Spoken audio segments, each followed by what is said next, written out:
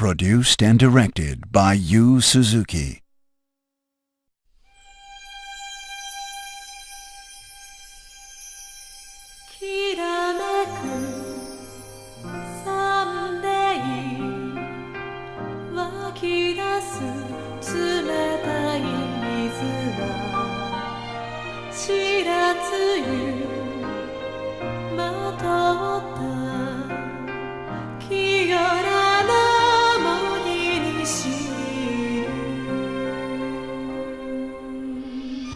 Shenmue, a game truly like no other, except for its sequels. It truly is an extraordinary experience like no other and does a fantastic job building itself as we move along with it. Shenmue 1 and 2 are my favorite video games of all time. I have mentioned it before at least a couple times on my channel, and today I will gush all on out why that is. At least for the first game I will. I've actually reviewed this game a long time ago on one of my older channels, but it has sadly been deleted since and won't ever be resurrected to the likes of YouTube ever again. It's long gone. Just trust me. But I don't mind too much because today I'm sort of re-reviewing it, and this time it'll be a lot more in depth than it has been before. And actually, I want this to be my most in-depth review I've ever done in my entire life. Besides maybe Shenmue II's review. I'm not sure how long this video will be in the time of me writing out the words that I'll have to read off of my script for later, along with editing everything together in post, but I'm secretly hoping that this will be my longest game review ever. And if any game review passes will top that, I'm hoping it'll be Shenmue II or Shenmue III. Like in short film length or something, not anything too ridiculous long, not like 2 hours long. I'm hoping this will maybe be about 45 minutes, but I'm not sure. And I still want to keep you guys entertained and interested in what I have to say. And believe me, I have a lot to say about this game. Primarily why I find it so goddamn special, and all I can really do is hope that you can hear me out. So sit back, relax, grab yourself a snack and a drink, and enjoy my review of Shenmue. Here we go.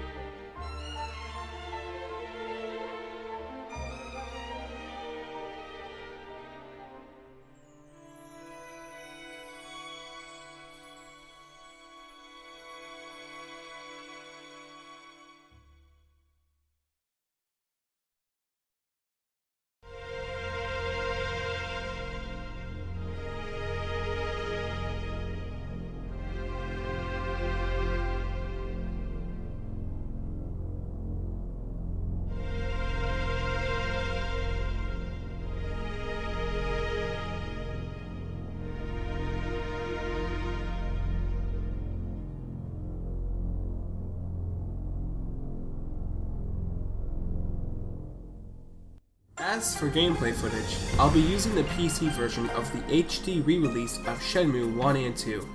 I understand that this version has had a lot of issues with its presentation when it was first released. I've experienced a lot of these issues myself, primarily in the PS4 version of the game. However, as far as the PC version goes, I have rarely encountered anything that can be considered game-breaking. I don't think I've ever encountered any major glitches or bugs with the game, but the audio would just stop working at times. However, I was able to fix that specific issue by just messing around with the audio settings. Also, if you couldn't tell by the footage, I'm using a very special patched mod for the game, so it looks a lot better than what Sega and DT3 has released so far. I'm not sure if they'll ever personally update Shenmue 1 and 2 HD's look, but for now, this modded HD texture patch is what I'm going with. If you own this game on PC/Steam, I'll leave a link in the description of where you can download it, and it'll even explain how to install it. Also, all cutscenes are now in 16:9 widescreen, while some were originally displayed in 4:3 aspect ratio.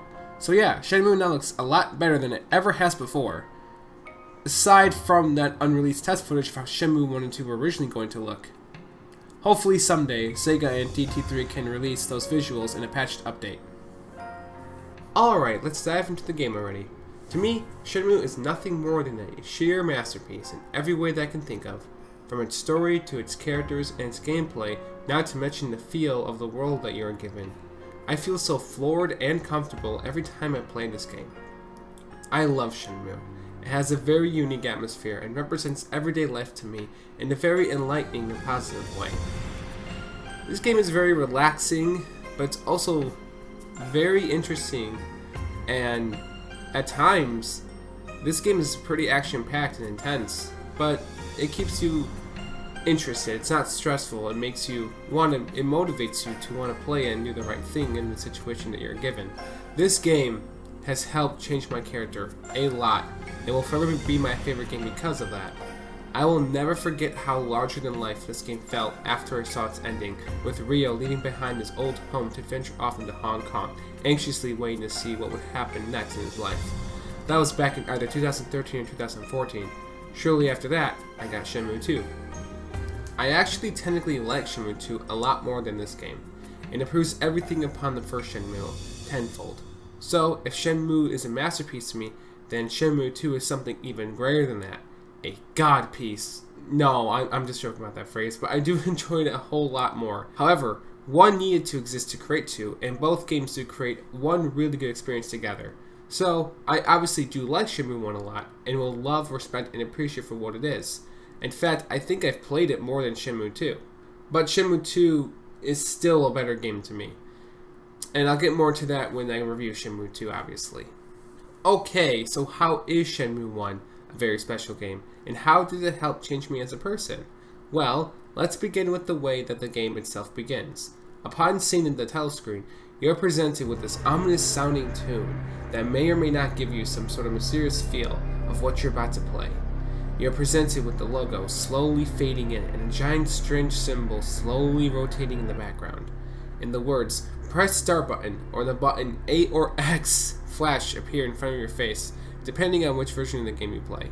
However, if you do not press anything at all, after a short moment of time of waiting, the game decides to greet you with this.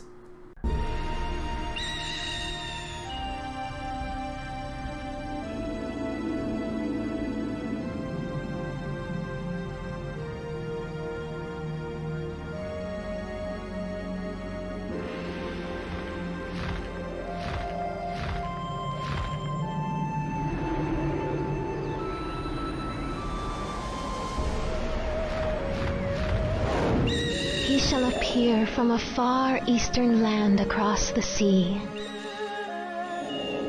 A young man who has yet to know his potential. This potential is a power that could either destroy him or realize his will. His courage shall determine his fate. The path he must traverse, fraught with adversity, I await whilst praying. For this destiny predetermined since ancient times. A pitch-black night unfolds with the morning star as its only light. And thus the saga begins. The game is essentially saying, welcome to Shenmue, the story of a young man who learns how to grow into the person he wants to be. What kind of man will he be? Well, that's for you to choose and for me to find out. This moment is small and huge at the same time. It's captivating, memorable, beautiful, and outstanding, and also just a simple, but leaves you with a lot to imagine. Once you get to the main menu, you are presented with 3 to 4 options depending on which version you are playing. For Dreamcast, there's New Game, Load, Continue, and Options. As for the HD 2018 re-release, they removed the Continue option from the game entirely, and I was hoping that it would be gone to begin with. See, in the original version of Shenmue, you could only save the game in one location, in Ryo's bedroom, the main protagonist. If you were out and about in the world of Yokosuka, you had to choose the Continue option from the in-game menu. Your progress isn't really saved though if you do, it's just put on hold for you to come back and go off from where you last were, sort of like leaving a bookmark on the last page you left off on a book. What would happen next is that you couldn't continue the game right then and there after using it. You would have to turn off your Dreamcast console and come back to Shenmue at a later time. If you do that though, make sure that you remember that you chose to save it with the Continue option and don't accidentally load a game from the load menu instead.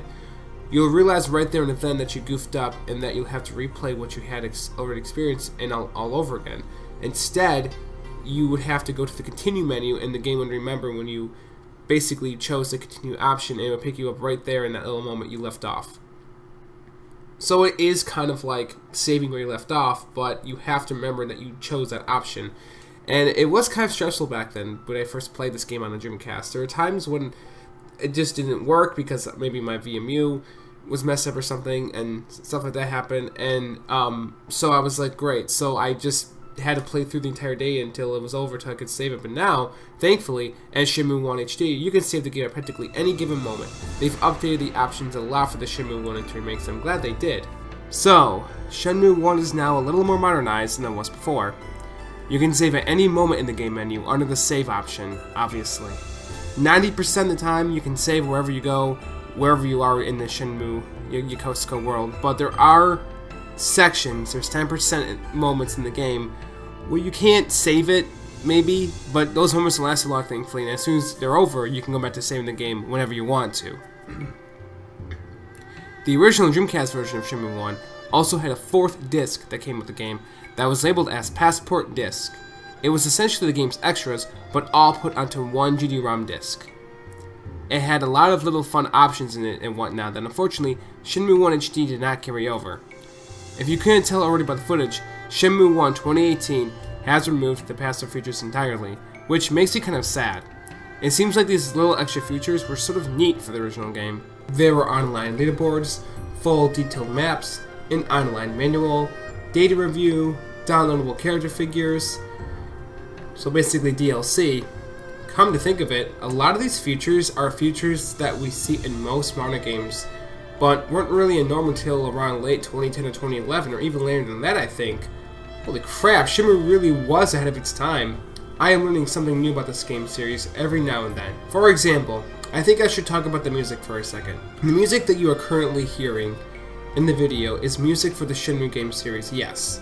However, one very amazingly interesting fact about Shenmue's music is that 1 and 2 only used about maybe 5 or 10% of what the series wants to show you with its musical vision. That is not a joke, I am dead serious. That means that the creators of Shenmue, specifically Yu Suzuki, the main man behind Shenmue, have a lot more to show us for Shenmue's soundtrack than what the first 2 games have given us. And that to me is insane. The music's already incredible the way it is, and for the fact that there's going to be more incredible music blows my mind. For what features that the game leaves that are offline are video cutscenes, promotional videos, a sound test screen, and a section where 7 Shenmue characters explain the game to you, and very nice high-resolution graphics. The visuals in these little videos are very nice. I think that Shenmue looks like an early 7th generation game, or maybe even a mid 7th generation game. I mean, it looks incredible sometimes, like, you know, compared to the likes of Mass Effect or Elder Scrolls. I'm dead serious. And look at these promotional videos. They're probably the best looking part of this game. And I know that the graphics themselves don't look maybe that incredible all the time, but like when the camera zooms in the character models, you can tell that a lot of detail really did go into Shenmue. I really do like this little part of Shenmue, and again, I just really wish that it was an HD re-release to the game. I am very sad that it has been removed, and maybe, just maybe, DT3 and Sega can bring it back. Or, maybe Dreamcast Live can revive Shenmue's online features someday for the original Dreamcast version. I'll talk more about this fan-made service in another video in another time. For right now, let's move on to the meat and potatoes of my review. Shenmue's essential world, its story, and its gameplay. The game starts off with Ryo rushing home with a very worried expression on his face. Quickly after he returns home, he notices that some of the property has been damaged, and that a black car is parked right in their front yard. We don't know if Ryo was informed that some of the uninvited guests were at his house or not, but we can tell that he does not like the look of what is going on. He notices that his childhood caretaker, Ine-san, is on the ground, damaged in some way. He then decides to approach his father's dojo very cautiously, only to be greeted by a body flying right at him. Thankfully, that body/person is still alive. It's Ryo's friend/sparring partner, Fuku-san, who lives with Ryo, Ine-san, and Ryo's father, Iwao Hazuki. Ryo then decides to enter the dojo, and he sees a few unexpected visitors with his father. Ryo does not understand fully what's going on, but he gets the sense that it is not good. One of the visitors, a man with a green silk robe, confronts with Ryo's father, demanding that Iwao tells him the location of a certain mirror, the Dragon Mirror. Ryo sees his father being knocked down by this strange man and rushes in to assault him. However, he quickly realizes that this man is very strong and gets taken down by a single blow. This strong, dark, mysterious man picks Ryo up by the neck and threatens to kill him, but Iwao tells the man named Landi where the Dragon Mirror is, and he lets Ryo go. With his father's life slipping away, Ryo crawls over to him and holds him in his arms to hear his final words before his passing.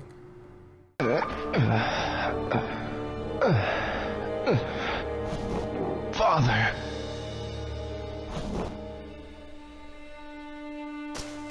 Forgive me for leaving you alone. What are you saying? Father! Your friends. Keep friends. Those you love close to you. No. Father! No!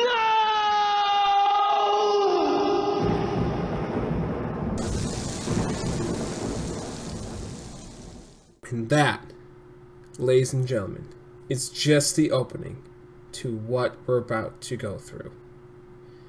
Yes, Shenmue's story all revolves around one mission that Ryo has on his mind: get revenge. This man took his father's life, but for what reason? Well, Ryo finds out along the way of his journey.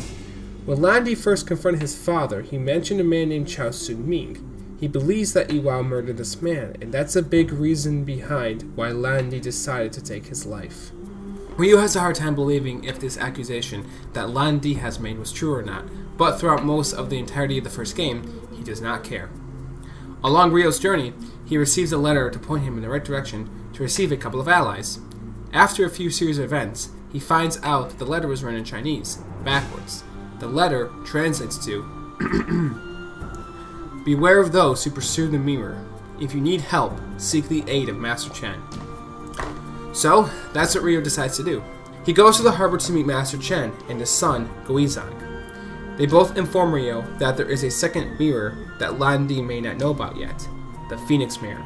They all agree on Ryo finding it first, and it turns out that it was in his home all along. However, Ryo goes through a lot to find it. I must say that his father hid the Phoenix Mirror very, very well. The Dragon Mirror was buried underneath their cherry tree, but this guy, Ryo had to go through a bunch of little clues first before he could find it. Shortly after Ryo finds it, he sort of decides to go lone warrior for a short while and not let Guizhang or Master Chen fully know what he is up to. He decides to get close to a gang at the harbor who possibly has a connection to Landi, a gang known as the Mad Angels. Okay, so I've summarized and dubbed down the story quite a lot there, but that is about 60 to 75% of what happens throughout the beginning of Shenmue's story. I don't think that I've mentioned this in my review yet, but Shenmue was originally going to be an 11 to 15 chapter game series, and Shenmue 1 and 2 only covered the first 5 chapters of what Shenmue was going to be. Hell, Shenmue III will not even cover the remaining 6 through 10. Yu Suzuki has stated quite a few times that Shenmue III will not conclude the story, and he does intend to create Shenmue IV. Shenmue 1 is technically only Chapter 1, while 2 is Chapters 3 through 5. As for Chapter 2, it's actually a mini-comic showing off some little stories on various Shenmue characters and what they have been up to throughout Ryo's transition from this game onto its sequel. I'll go over who all these characters are in due time, so do not worry. For now, I'll explain more of the story elements and characters of Shenmue 1. As for the characters in this game, I love them. Every single one of them. From Tom at the hot dog stand to Nozomi working at her grandma's flower shop, Guizong, Yamagashi-san, and the homeless man at the harbor, all teaching you a new move/technique or two. These characters are so damn beautiful, unique, smart, and amazing all in their own ways. You may not always get to spend too much time with all of the characters that you encounter in the game, but none of them really feel like characters. I know that this sounds cliched, I know it does, but just hear me out. For Shenmue, they all really do feel like third-dimensional people, even the ones that you don't really get to see too often. I can list a few examples of what makes these people human, and I've heard this phrase a lot from a lot of really good stories, but in Shenmue's case, it is a really, really good story. These characters do feel like people that you may just get to know in real life. Like, you know, everyone's different in their own way, and I feel like these people were possibly model off real-life people, but I really don't know, but that's really what it does feel like. Seeing Yamagashi-san drinking in the park to commemorate Ryo's father, that scene makes me feel a little sad inside every time I see it. Nozomi constantly letting Ryo know that she cares about him and wants him to be safe and does not want to get himself harmed or killed. You can tell that she definitely likes him and wishes that she can spend a lot more time with him. Just look at her face, you can't help but feel bad for her. You even find out later that she has to go back where her parents live, in Canada. She also gets informed that Ryo wants to go to China to where Landy has departed. These guys are seriously one of the saddest game couples I have ever seen. I really do hope that Nozomi does return later in Shenmue. You can also never really tell if Ryo likes her back, but at the same time you totally can tell that he does. He's always there for her, he listens to her, he does not ignore her in the slightest, and he also saves her later in the game in one of the most beautiful romantic moments that I've ever seen in a game. And one of the saddest too, the Wish motorcycle scene.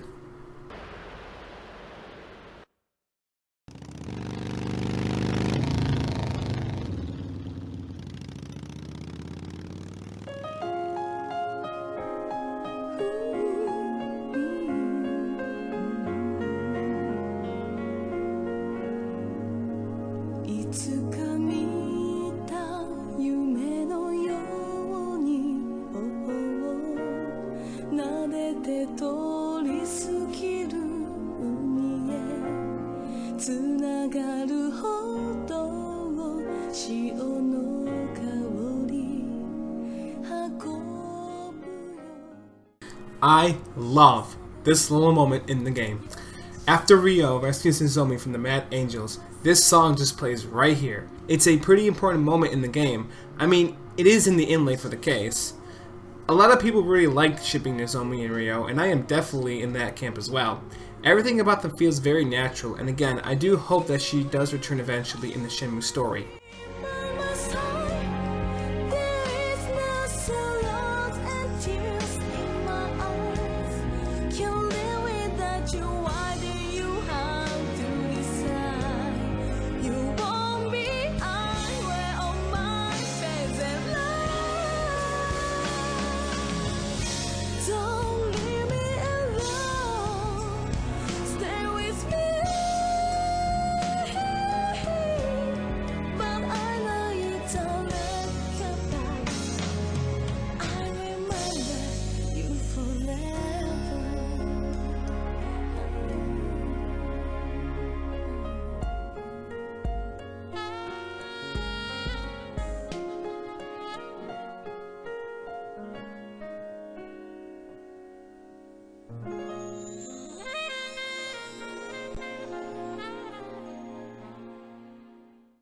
Now, I've got to go back talking about Ryo's friends for a moment. The people who he has known growing up, and a couple of new ones as well. There's his two best friends in the game, Ichiro and Nayuki. They don't seem too important at first, but if you get out of your way to talk to them while traveling around in Nobuita, you can tell that they are really concerned for Ryo. If you're lucky, you may even get this extra scene in Shenmue.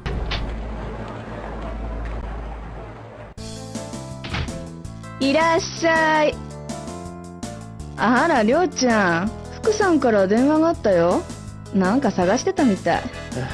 福さん、明美に電話する口実だな。やだ、もうそんなんじゃないって。男はもううんざりなの。嘘ばっかり。それで福さんは何か？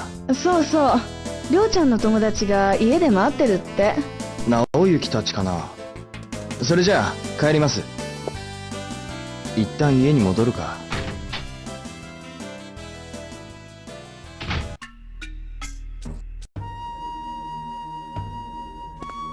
ただいま。お帰りなさい。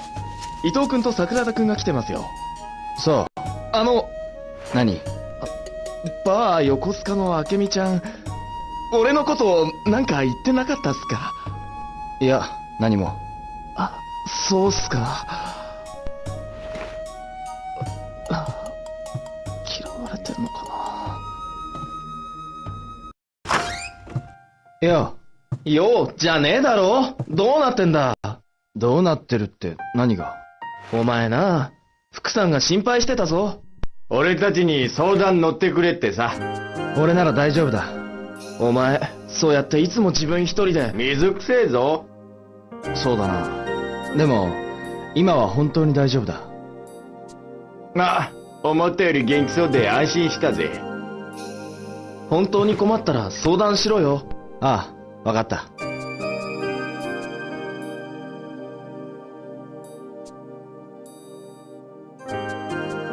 いいな。絶対だかんな。ああ。じゃ。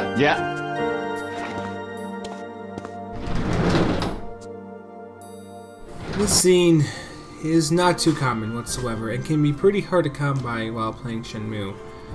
It makes me feel warm and happy every time that I see it, and I reminisce a little on my two closest friends in real life. I'm not sure who I'll be without them. Shenmue really is a beautiful game for little moments like these. I also get a little teary-eyed while watching this moment too. I also want to talk about two other characters aside from Nozomi who leave town as well and pursue on to other things that made an impact on Ryo's life. Goro and Tom. Goro was this punk-ass bully kid at first, but after encountering Ryo, he immediately changes his ways. His transition seems a little sudden and super fast-paced at first, but after seeing what a goofy guy he is, I immediately fell in love with his personality. Goro is great. He's got a lot of charm, and he even helps Ryo out a little bit for his journey. But then, he comes up to Ryo and tells him all of this.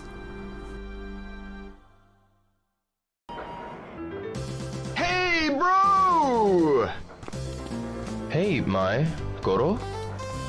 Bro, I'm gonna settle down and go straight. Gets me a real job, work hard, and marry her. Marry? But she's too young. Don't you know, Ryo? Girls can get married from 16. But to Goro? Well, Goro, he's not so bright, but he's got a heart of gold. Yeah, but Goro... Well, bro, be seeing you around. See ya!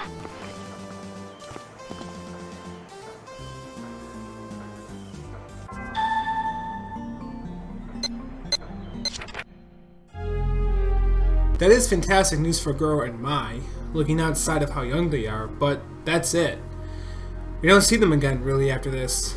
Goro goes on to pursue his dreams, and that's a-okay. I feel more happy for him rather than sad. We won't really see each other again. Then there's Tom.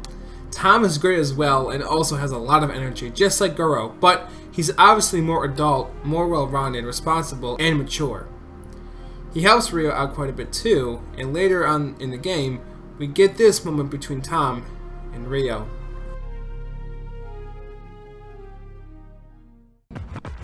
Tom. Hey, Ryo! Working hard at the harbor today, eh? Yeah. What's wrong? You seem kinda blue. No, I'm alright. Okay, tell you what. You come on by later and let me treat you to lunch, okay?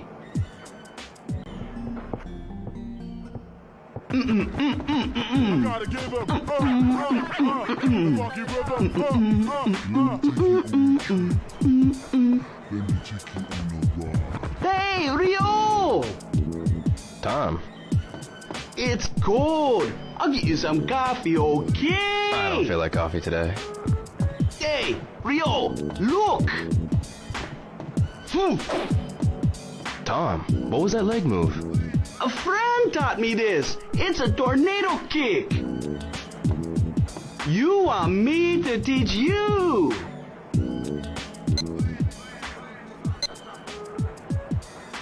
Yeah, teach me.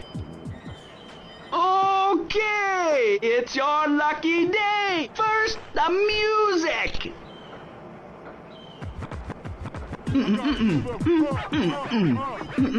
First, I'll teach you the steps. You watch carefully, okay? Step forward, step again, then kick, okay? Very simple, okay? First, try the steps.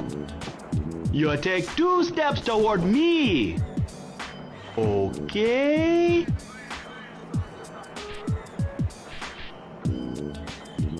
Okay, ma, nice steps. Next, after the second step, kick. Now, Ryo, you try it, okay? Okay, very good.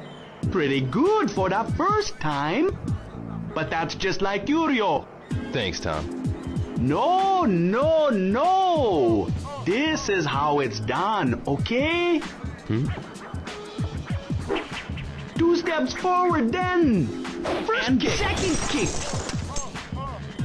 This is the real tornado kick.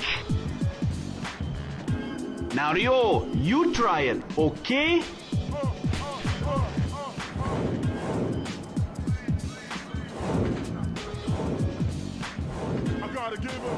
Yeah, perfect. You got the rhythm now. Thanks, Tom. The tornado kick is very powerful, okay? This kick is perfect for when you're surrounded by multiple opponents. Do you want to practice longer? Yeah, teach me. Okay, let's keep at it.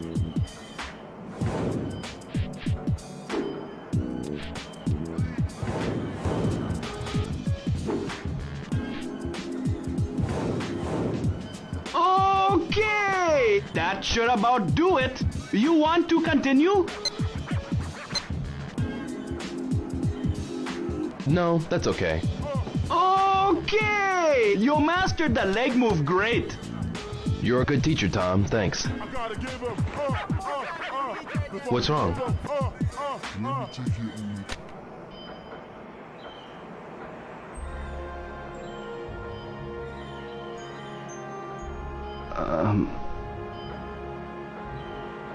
I got something I need to tell you, Ryo. Tell me what? Tomorrow, I go back to America. What? All of a sudden? Not suddenly. I've been planning to for a while. Tom. Ryo, why are you going on your trip?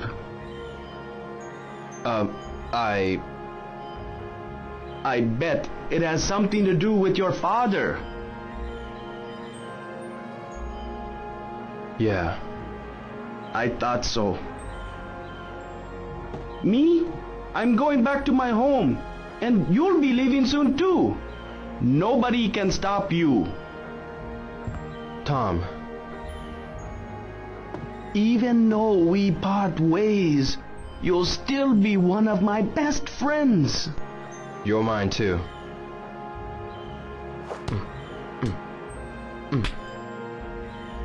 Today's the last day for Tom's hot dogs.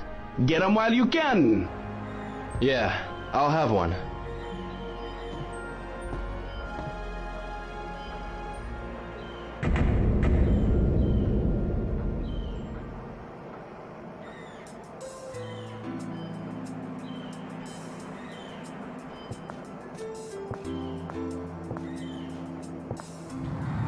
My friend,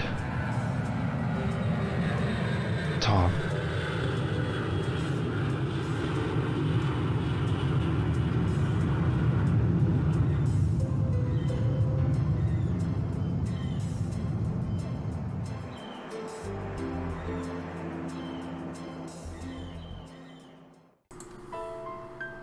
When I first played Shenmue and saw this moment, it truly did break my heart. During our adventure and series of events of the game, we got to know Tom. He was always there, just screaming by his hot dog truck. He was our buddy, our friend, that guy that was there for us, and it was just nice having him around. I felt very sad when Ryo had to say goodbye to both him and his own. And then there's Squeeze-On. Motherfucking badass Squeeze-On. I love this guy. He's sort of Ryo's bodyguard type character when he gets introduced in the game. He's just so cool and calm and collective, but Ryo is a bit of a jerk towards him. He does not fully trust him for some strange reason the first few times they meet, but eventually he calms down and learns to be his bro a bit. They fight together towards the end of the game in the epic 70-man battle, and I'll talk more about that later. These characters are great, and Shenmue would not be the same without them. And then there's the English voice acting. You've already heard it quite a bit so far, and I know you've heard a sample of the Japanese version, so I'm not going to play any more samples right here. But, hey, I think it's fun, and it has grown on me a lot. Now, I also do love Shenmue in Japanese, don't get me wrong, and it is a very Japanese game/experience in general. But the voice acting is actually pretty great for the most part for the English version of the game, and a lot who have played Shenmue would seem to agree with me on that. I would recommend playing the games in Japanese, all of them. Or, if you want, experience them in both languages, like I'm doing. I'm playing through Shenmue on PS4 in Japanese language and Xbox One in the English language. As for the PC versions, I'm rotating depending on the game. You obviously do not have to play Shenmue on multiple platforms like I'm doing, I'm just giving you an example. This reminds me, there's something very cool about Shenmue's save data that I want to mention. It connects to the second game. Everything that you do, everything and everyone that you encounter with, it all matters. It's all crucial to how the rest of the story will play out. Remember when I said that Shenmue was going to be an 11 to 15 chapter game series? It's more so supposed to be viewed as one giant game, rather than separate entities such titles and or such chapters. While working on Shenmue, Yu Suzuki stated that Shenmue was supposed to be a 700-hour RPG back when the games were still in development. Not only that, but Shenmue was not even supposed to start on the Dreamcast but on the Sega Saturn instead, along with Shenmue being something totally different within its conception, a Virtua Fighter RPG. The story was going to follow the journey and life of Akira, Virtua Fighter's main protagonist, but instead, they've ultimately decided to create new characters and essentially a new game. Shenmue is designed so that no two playthroughs are alike. After the first time you finish Shenmue, after that first time that you've beaten it, when you pick the game back up and feel like playing it again, it's going to feel very different from what you may have first remembered and from what you may have first previously done through your first playthrough. That's a lot of firsts, but you get my point. You may experience a lot of the same for a majority of what you go through again, but there will be new little differences that will play out each time you play Shenmue. And not just the first game, 2 follows the same exact practice. It all depends on what order you want to do things in and what choices you ultimately decide. Some new events may happen without you even realizing it. This really makes Shenmue stand out from almost any game ever made, especially since the entire series is going to be like this. There is a certain segment in the game that I want to focus on. It's going to give you a prime example of how Shenmue's playthrough works into great effect. At some point in the game, you'll have to come across this creepy skinhead guy, Chai. He's either one of Landi's lackeys or he works with the Mad Angels. I'm not sure, the game's not really too clear on where he comes from. However, he does act as the final boss in the first Shenmue game. At one point in the game, Ryo is set up to fight him at the local arcade. He's really difficult and can easily defeat you. At first, you may think/realize, oh well, this is more than likely a scripted event. A lot of games have moments like this. You know, when a boss beats you to the inch of your life to just trick you into thinking that the game will kill you off, but it really won't. Just one of those "this boss is so tough" moments, and the story will go on anyways after you lose. I guess he's just unbeatable. Nope, that's actually not true. Chai is beatable, but he is super tough. If you're able to defeat him though, Ryo's martial arts skills increase immensely, and you can almost feel it instantly. It becomes very apparent, especially for the beginning of Shenmue II. You can almost tell right away. Every time I fight this jerk, I make sure that I do defeat him so that Ryo can improve on his karate. That little moment, in my opinion, is insanely genius. Shenmue I may be a little slow-paced and even a little dated in some elements, but it does innovative and rarely seen practices just like that one. Remember that moment with Ryo's friends earlier in the review? That is a triggered event that you can only get depending on a number of things that you do in this game. Same thing with other events, characters, and pathways that are presented in this world. Shenmue I is the first of its kind, literally speaking. It's one of the first open world games ever designed with how open world games almost are like now. Shenmue is only a few areas long. Ryo's home, the town, which is Yamanose and Dobuita, and of course, the harbor, which is where you'll be spending most of your time near the end of the game. But Shenmue is more about attention to detail, rather than a giant playground that you can just goof off and mess around in.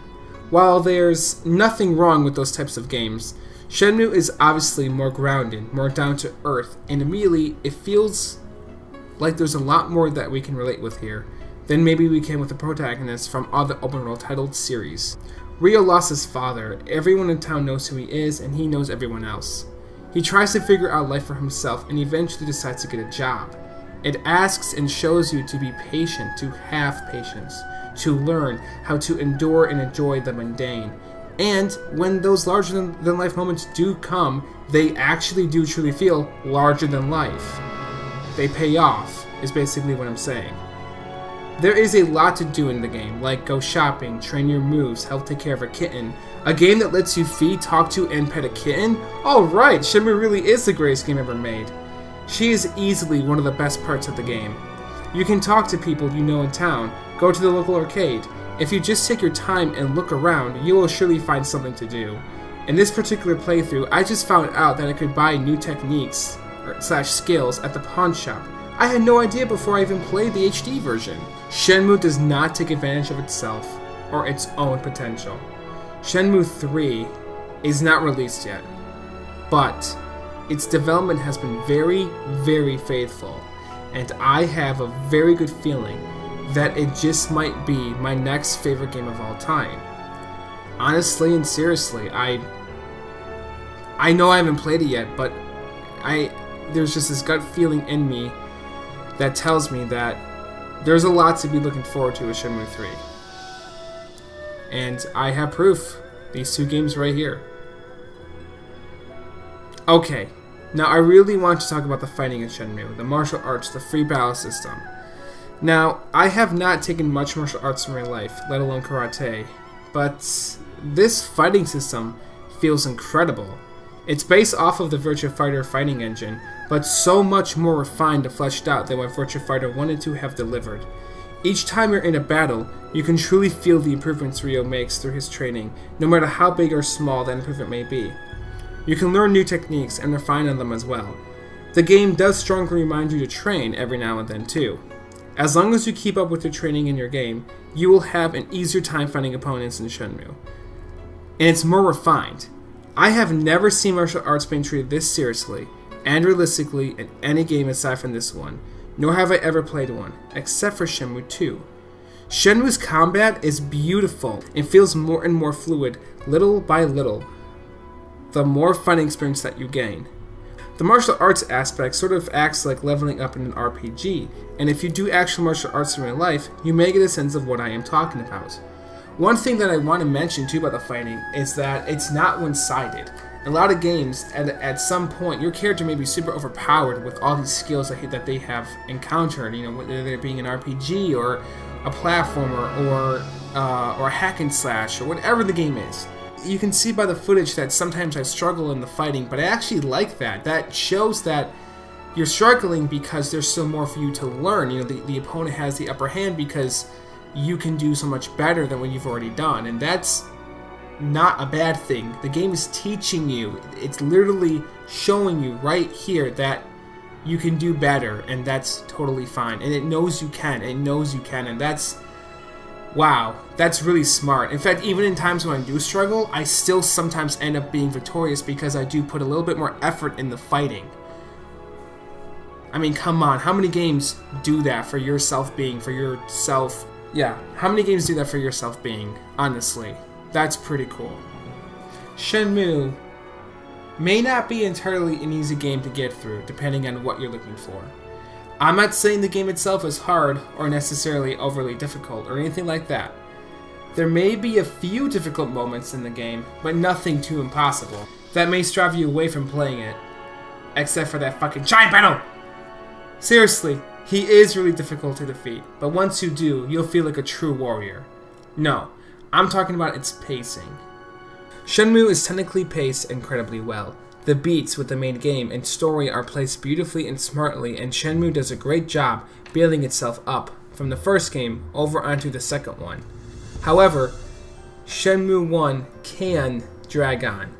There are going to be days where nothing happens, and there are going to be moments and days where a lot does happen. I can understand if this game may turn you off, or if you found it too boring and too mundane. And if you do truly decide to never touch Shenmue again, I'm sorry, but you are seriously missing out on a phenomenal gaming experience. I know that Shenmue won't be for everyone, and it's not. Nothing ever truly is. However, there is so much to see, feel, observe, do, and experience when it comes to this game, to both of these games. I hope that my review does at least help motivate you a little bit to check out Shenmue. These games are not for everyone. Nothing truly is. I just said that. I know. But it is a game that I truly believe that everyone should play at least once. Sort of like Pac-Man or Super Mario Bros. Or Sega's iconic Sonic the Hedgehog. One thing that could turn some players off are the QuickTime events. This game is actually the first game that really utilized them in the way that 3D gaming uses them now.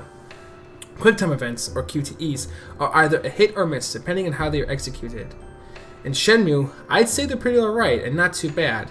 Honestly, they helped improve my reflexes a little bit in life and helped me act a little more alert at times. Shenmue 1's QTEs are just simple button inputs that you have to do at the right moment in time.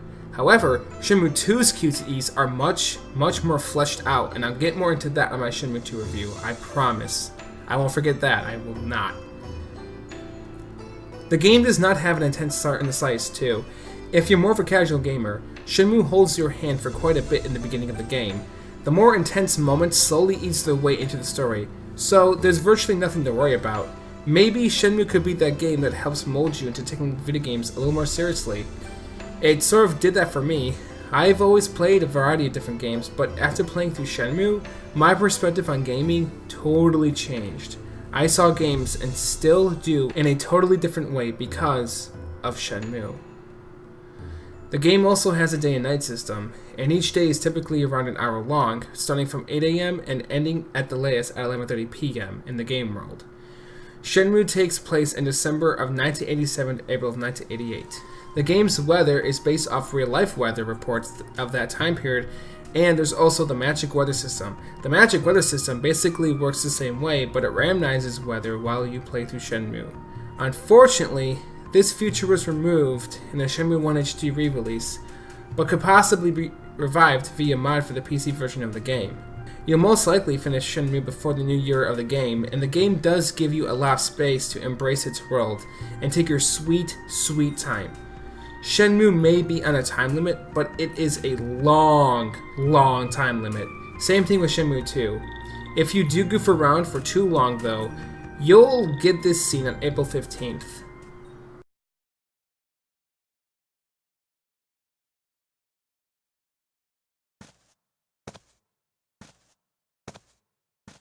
I'll never tell you where Ryo-san is! Ah! Fuku-san! Landy! Ryo-san, don't do it! I heard there's another mirror. What?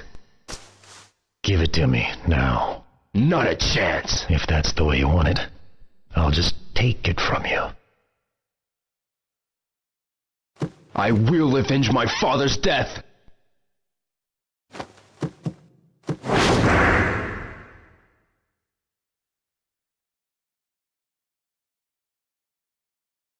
I promise you, you will less than likely get this scene, unless if you want to trigger it on purpose. The reason why is because I mentioned Shenmue gives you a lot of time to figure things out, but it's so easy to figure things out. The way the game works through your objective is that you have to read Ryo's notebook. There's no mini-map, there's no overworld map. In fact, you have to go to town and physically look at the maps to figure out where some locations are. And that's part of the charm and uniqueness of Shenmue, is that, again, it simulates real life pretty well. If you want to look for a place, ask people in town.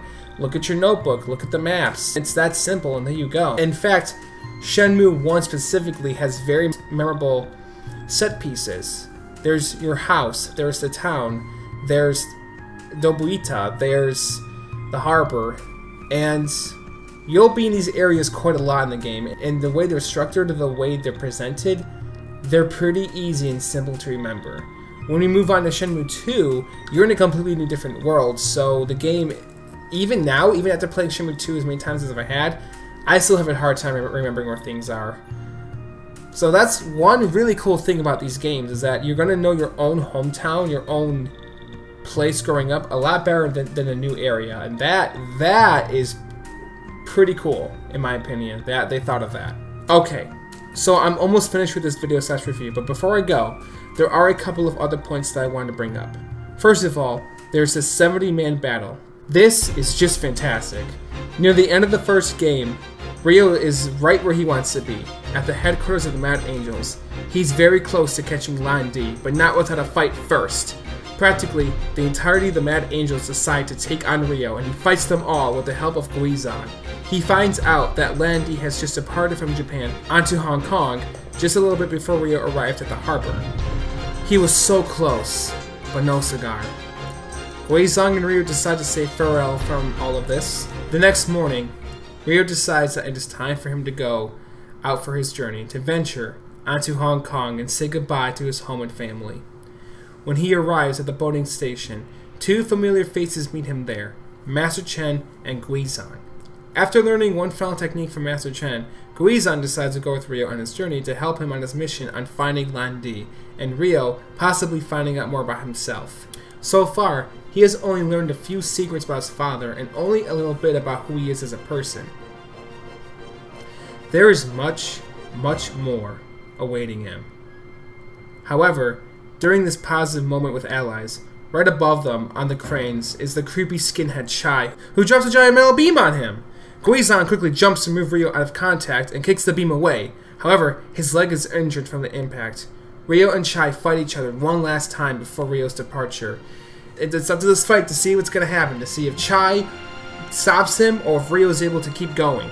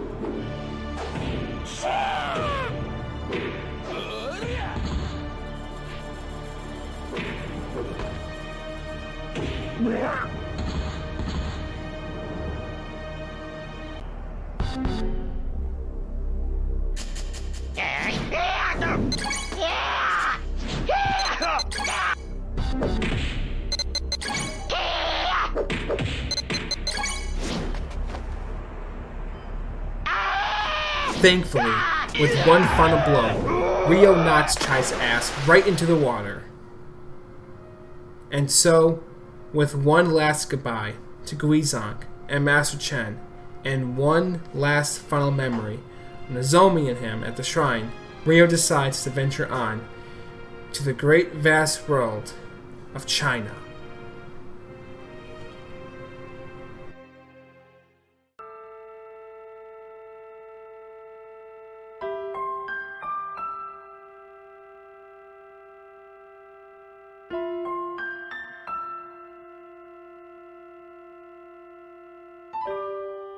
Nozomi, Oh, Ryo! I scared you?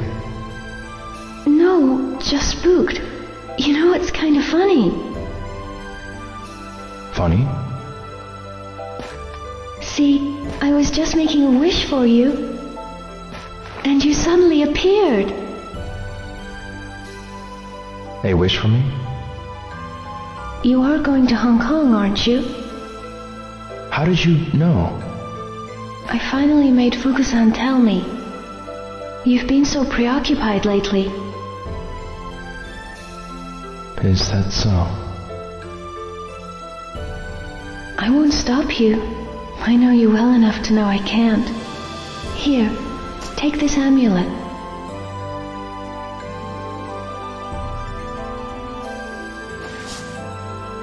I'm hoping it will keep you safe. At least that's what I've been wishing and willing it to do. Nozomi, I'm so glad I was able to give it to you.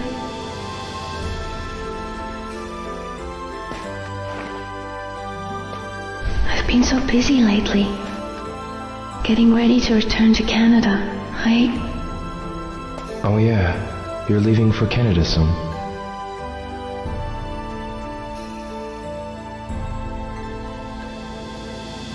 Well, I gotta go home. Yeah, well, be careful. Okay.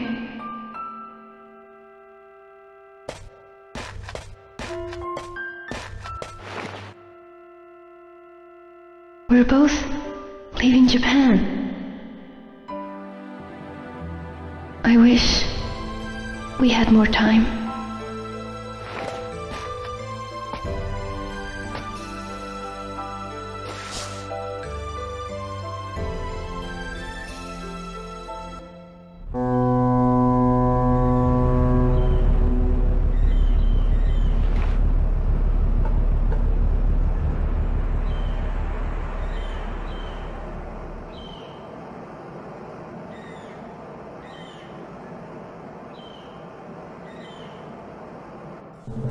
Where will he go from here? What's next for Ryo's journey? Well, sit back and wait for my Shenmue II review, which I'm going to take forever on working it just like this one.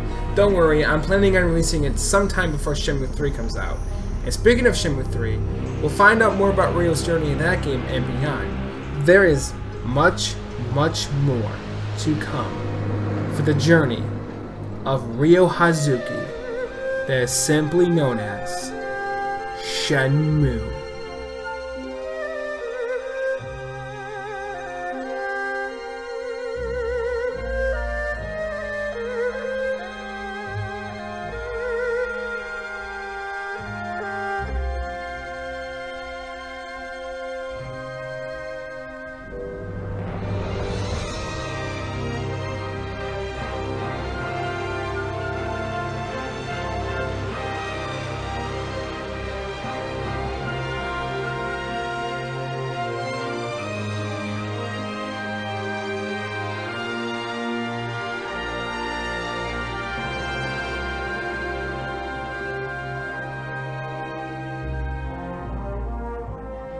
He comes from a far eastern land across the ocean. A young man who has yet to realize his own potential. This potential is a power that can both destroy him as well as ensure his will is realized. Perhaps he will achieve the balance that will mark him a man of courage. The path he must traverse is fraught with adversity and filled with expectations. I await whilst praying for the realization of this destiny predetermined since ancient times. A pitch-black night unfolds, with morning star as its only light. And thus, the saga begins.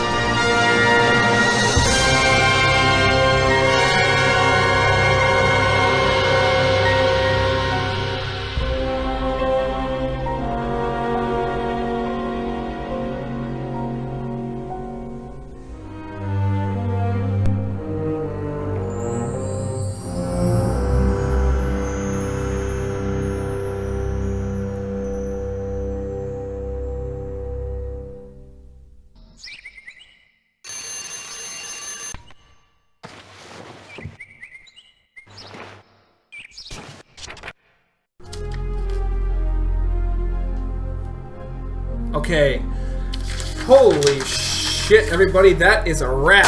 Thank you all so much for watching my long review of Shenmue.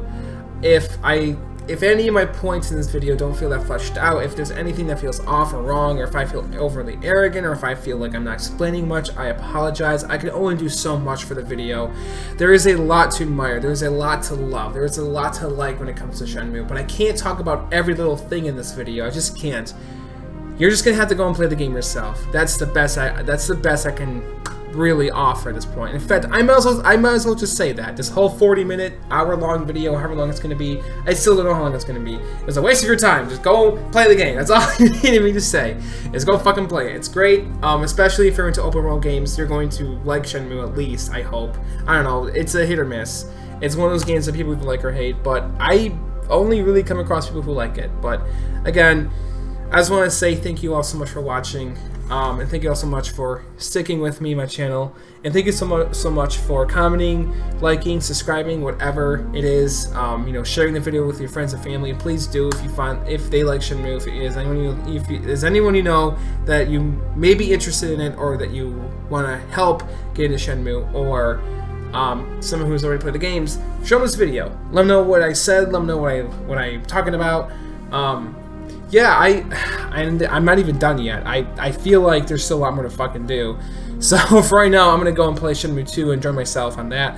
I just made a long video all by myself. All this you saw, I did by myself, and it's killing my arms. So I'm gonna go and enjoy myself and play Shenmue II and take my sweet time with it. So before August, was it 27th? Was that the day? Or 29th? I think it's August 29th actually. Before August 29th, I will have my review of Shenmue II up here on YouTube sometime next year. I promise that's gonna happen. So, in fact, this review was actually done way before Christmas time. I was gonna say that too. So yes, it's gonna happen. I don't know what else to say. Just, I guess that's it. But everybody, I am tired, I am exhausted, and all I want to do is just play video games. So with that being said, you all take care. I'll see you in my next video, depending on what it is. Either another game review of something else, or a hardware review, or anything else. I'm not sure if it's going to be another Sega hardware review just quite yet, but that's definitely coming soon. My 30 review is definitely coming soon. Or eventually it will. And yeah, if you like Shenmue or love Shenmue, please do not hesitate to tell me what Shenmue has done for you in your life. Please do not hesitate to tell me your story. Share your experience, please. I want to hear all about it. I would love to talk to you about it. And I just want to give a humongous thank you to two people on YouTube. If I remember to, I'll put up footage of them here while I'm doing my little monologue. The two people who really helped inspire me and explain to me more about what Shenmue is and why it's so special and all those things. Now, I kind of had an idea before I played it, but there's one gentleman specifically, and that's Adam Koralik. He's really passionate about this game, just like I am, and I would say he's even more passionate because he's known this game forever. I've only recently heard of it since, I don't know, 2013 or so, 2014, 2013, 2012. As early as 2012, I have known Shenmue. I have at least known what Shenmue is. And because of him and Johnny Millennium, the Happy Console Gamer, these two men are a humongous reason why I even played it. And thank you to them. Seriously, guys, thank you so fucking much for your Shenmue videos. Thank you for your content. Thank you for expressing your passion and care for this game. Because of that, I am now into Shenmue, and it's my favorite game of all time. They both are. And I've grown up through the 7th generation of gaming, you know, through the Wii and the Xbox 360. The Wii and the Xbox 360 were my only consoles from when I was in 6th grade to when I was in 12th grade. So basically, yes, I'm dead serious. You know, so about 6 years of my life, pretty much that's all I had. And even before that, it was the GameCube. And before that, it was the Genesis. I didn't know what the hell Shenmue Dreamcast was until closer to my graduation. And me, a modern gamer, somebody who's more into modern games like Oblivion, Assassin's Creed, Heavy Rain for the PS3, you know, Metal Gear Solid, well, you know, Metal Gear Solid 4, whatever. Yes, Metal Gear Solid, you know, games that are more modernish. You know, all the modern Sonic games and stuff like that. For someone who's into these more modern games that came out recently, or during that era, Shenmue really did awe me, and I really did. I just understood it. I understood it completely. I'm like, yeah, there really is nothing like this. And when I was a child, when I was a young kid, I've always dreamed of a game like this. I've always been like, what if there's a video game that's just like real life? How come there's no video game out there that simulates real life? Now, it's not exactly how I imagined I was a kid, obviously, but it's pretty damn good enough and close. And it's actually, in some ways, it's better than what I pictured when I was young. But some ideas that I personally had as a kid for a video game are actually in Shenmue, like playing a game within a game, going to school, talking to people, or talking to your friends and your family. Now, Ryo doesn't physically literally go to school in this game, but we know he is a student. It does tell you that. You know, that sort of thing. I mean, I'm like, it exists. It's existed pretty much the whole time I've existed, and it's here, it's real, and I've got to play it, and you can play it too if you have an Xbox One, PS4, Dreamcast, or a computer. I'm just hoping and praying and just believing, keeping my fingers crossed, that Shenmue 1 and 2 will eventually come out on Nintendo Switch. I really hope it does. I really, really, really, really, really do. I think I have overstayed my goodbye. That's all I want to say, everybody. Those are my final words. Long live Shenmue. Looking forward to Shenmue 3 and Shenmue 4. It will happen. And even Shenmue 5, if that's going to happen. So with that being said, peace out. Have a great life.